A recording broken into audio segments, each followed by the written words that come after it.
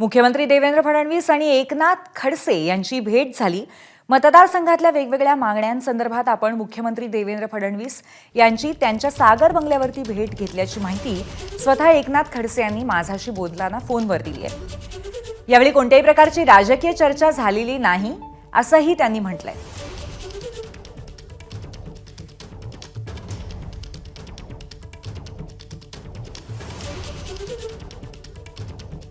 माननीय मुख्यमंत्र्यांकडे मी मतदारसंघातील विकास कामांच्या संदर्भामध्ये चर्चा करण्यासाठी गेलो होतो। माझ्या मतदारसंघामधले सहकारी तत्वावरचे सूतगिरणी आहे, त्याच्या भागमंडळाचा विषय होता, काही मुक्ताई मंदिराचे विषय आहे, काही इंजिनिअरिंग कॉलेजच्या संदर्भामधले जे अल्पसंख्याकांचं आहे त्याच्यात अशा अनेक विषयाची चर्चा करून त्यांना मी पत्र दिले आहे।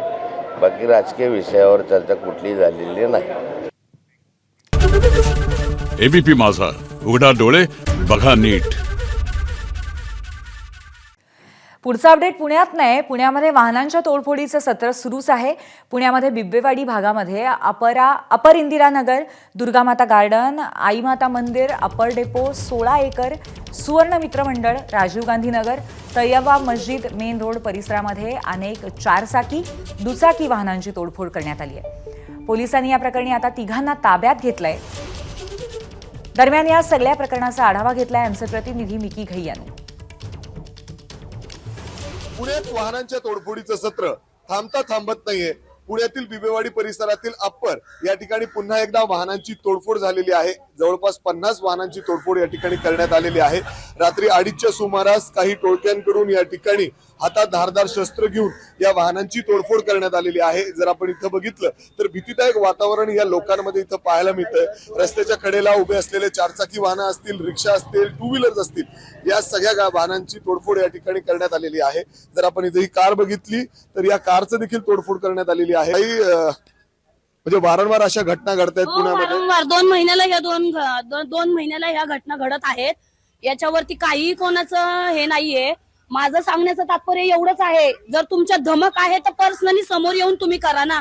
मागणं ते गांजा दारू पिऊन तुम्ही फायरिंग करता, म्हाताऱ्यांना तुम्ही हत्यारं दाखवता, दारांवरती कोयतेन तलवारीने फायरिंग करता। अरे पर्सनली तुमच्या ताकद असेल तर तुम्ही समोर येऊन करा।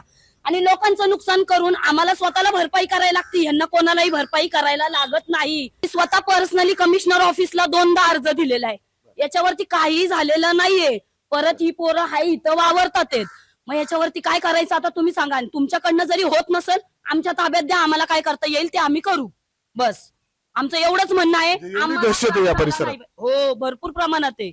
आता 6 महिन्यापूर्वी, म्हणजे आता वर्ष झाले, खूप प्रमाणात ही दहशत वाढलेली आहे। 6 महिन्यापूर्वी अख्खी पूर्ण चाळ फोडलेली होती त्या पोरांनी, जवळ 70-80 गाड्या फोडल्या होत्या त्या पोरांनी। इथलीच वावरणारी आहेत, दहशत माजवणारी पोरं आहेत। घरी खायचे प्यायचे वांदे आहेत, घरी आईबाप लोकांची धुणं भांडी करतात, पण हे फुकटचा रुबाब इथं येऊन करतात।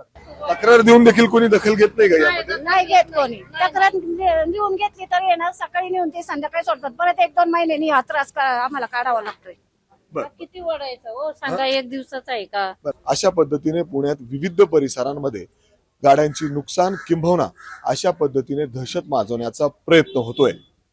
कॅमेरामॅन अमोलसह मी मिकी घई, एबीपी माझा, पुणे। एबीपी माझा, उघडा डोळे बघा नीट।